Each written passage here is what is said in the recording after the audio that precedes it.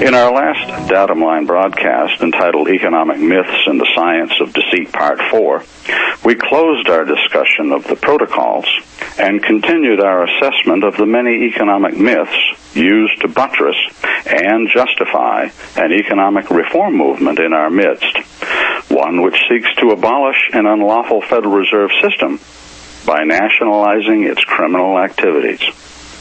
Such is the baffling state of mind among populists who champion a Marxist remedy for a socialist affliction, unable to discern what is lawful or unlawful, what is right or what is wrong with respect to money, banking, and credit. You see, our nation's economic demise, according to them, is not attributed to unjust weights and measures, to interest, deceit, fraud, or theft, but rather to private ownership of a central bank that rightfully belongs to an all-wise, righteous, and benevolent Congress. Banking is not a sin, according to populists, or to Moses Mordecai Levy, alias Karl Marx. The sin is private ownership, consistent with the Communist Manifesto's first blank, which says abolition of property and land and application of all rents of land, that's your property tax, to public purposes.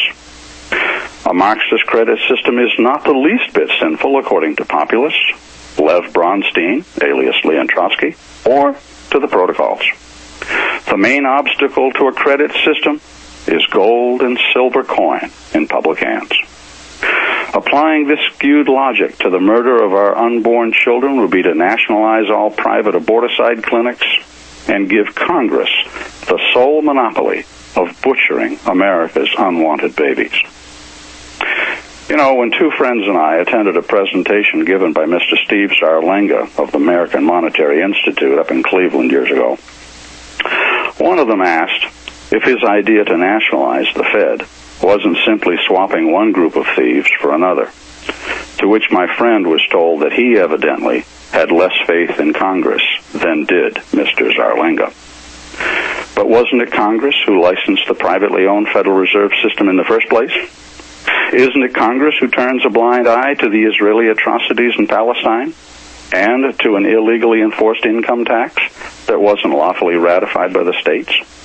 Isn't it they who covered up the JFK assassination, the Israeli attacks on the USS Liberty, the downing of TWA 800, the truth about Ruby Ridge, Waco, 9/11, Columbine, and Sandy Hook? It's odd how populists can find fault with so many officials on Capitol Hill while insisting upon concentrating the most phenomenal power to do evil in federal hands. The American Monetary Institute's bill was sponsored by Congressman Dennis Kucinich, Democrat of Ohio, authorizing Congress to, quote, create and regulate money, end quote, at Section 2B1, and to, quote, incorporate the Federal Reserve System into the executive branch, end quote, at Section 2B4, in strict compliance with the Communist Manifesto, which says centralization of credit in the hands of the state by means of a national bank with state capital and an exclusive monopoly. Fifth blank. You see, they don't mention gold or silver, but rather a monopoly on credit that's created by the mere stroke of a pen. Mr. Zarlenga's bill goes on to say that, quote, the coin, they mean copper nickel, notes, which are without promises to pay money and therefore are not notes by definition, or other forms of legal tender, including electronic currency, shall be money. Wow. God said it, they believe it, and that settles it. Come back to this segment of Datum Line. I guess we ought to have a title for today's message. Why don't we call it Economic Myths and the Science of Deceit, Part 5. On the other side of this break, I was discussing the American Monetary Institute's bill for economic reform. I don't know why it's called a monetary institute, because they don't propose the use of anything as money. So how can you have a monetary system that doesn't use anything as money? And when you boil it all down, what you have is a credit system. And it's not even a credit system in the true sense of the word, because the credit system isn't even going to promise to pay any money. You know, I really don't mind if people want to advocate something. But call it what it is. If it's a communist system, then call it that. But don't call it free enterprise. If you're going to use credit, don't call it money. If you're going to use dishonored notes, like United States notes that don't promise to pay anything, call them dishonored notes. Don't call them honest money. If it's going to be an unlawful system, call it that. Don't call it constitutional. And if the system is going to embrace theft, call it theft. Don't call it payment. Okay? Anyway, the bill went on to say that this power to create money was going to be done by a sole monopoly. That was found at Section 314C1, A and B, with imaginary loans being made to the rest of society at, quote, interest not to exceed 8%, end quote, pursuant to Section 502B. All of this, of course, subject to revision by the God-men. Well, today's message will pick up where we left off with the Truth in Money book by Mr. Thorne and Mr. Warner, who presented the principles of socialist central economic planning, earlier developed by Peter Cook, said to be the inventor of monetary science. We'll analyze 18 fundamental precepts found at Appendix 3. Now, that's found at page 237 in my version, which is the third edition, 1989. The first three of those fundamental precepts we covered in our last message.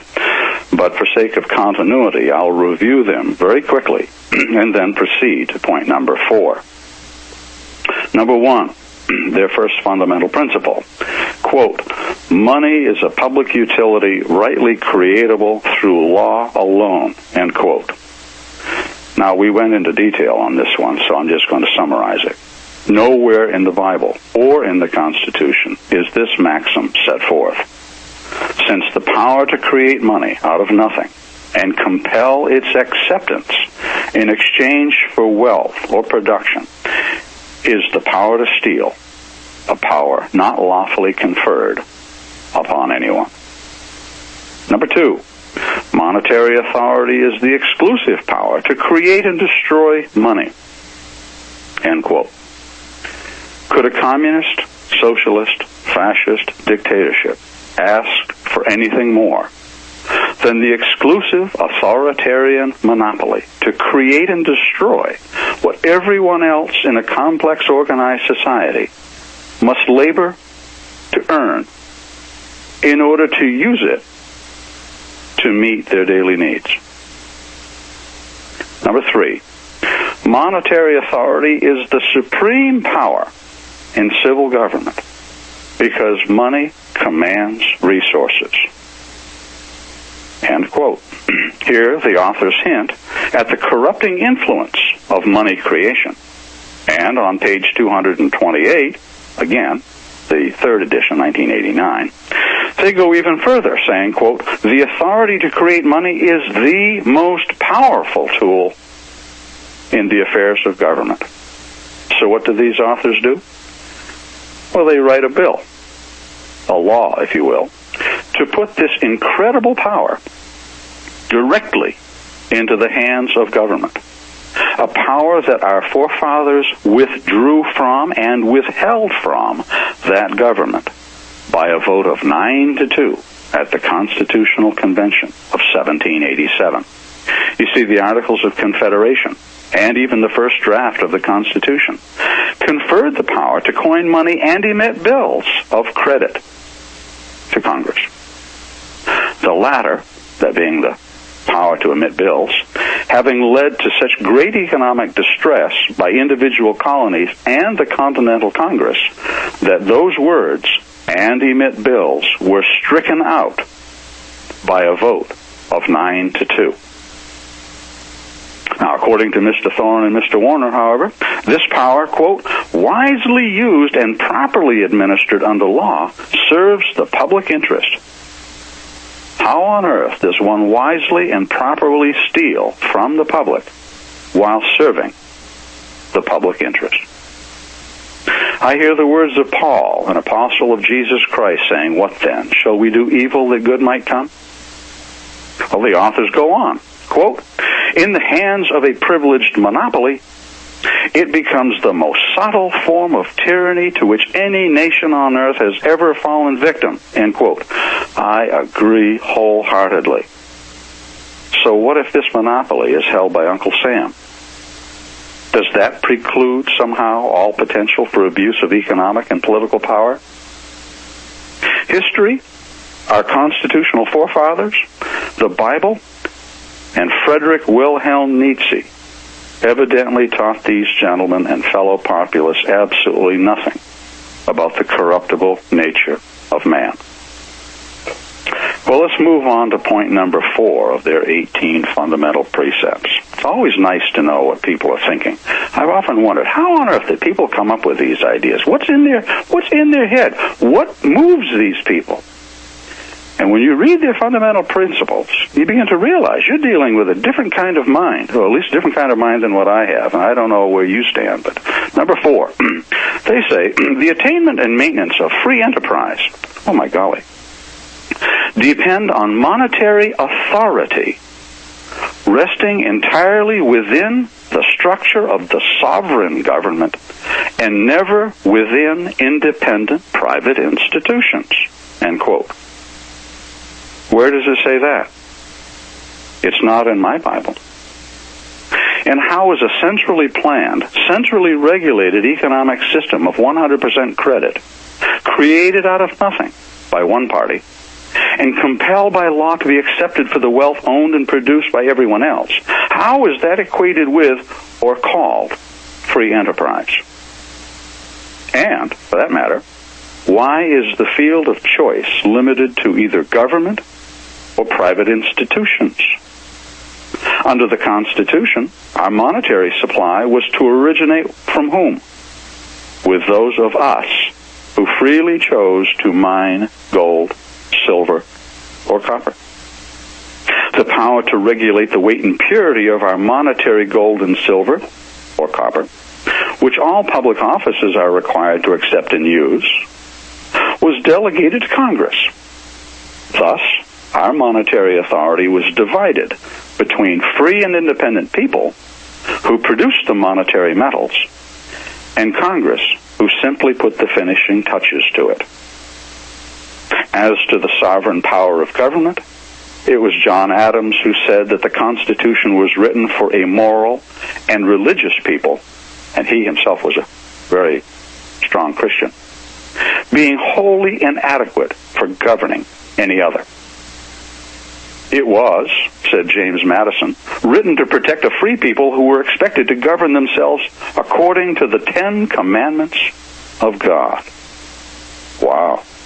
This was a peculiar government indeed.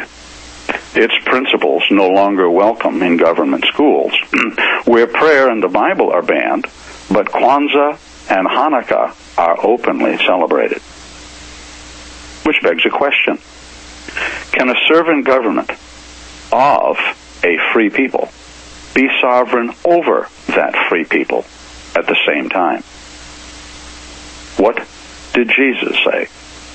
What does the Bible have to say about such a bizarre concept of civil government? Well, let's turn to Mark chapter 10. I'll start at verse 35. Mark chapter 10, verse 35, and I'll just read to verse 46. And James and John, the sons of Zebedee, come unto him, him being the Lord Jesus Christ, saying, Master, we would that thou shouldest do for us whatsoever we shall desire.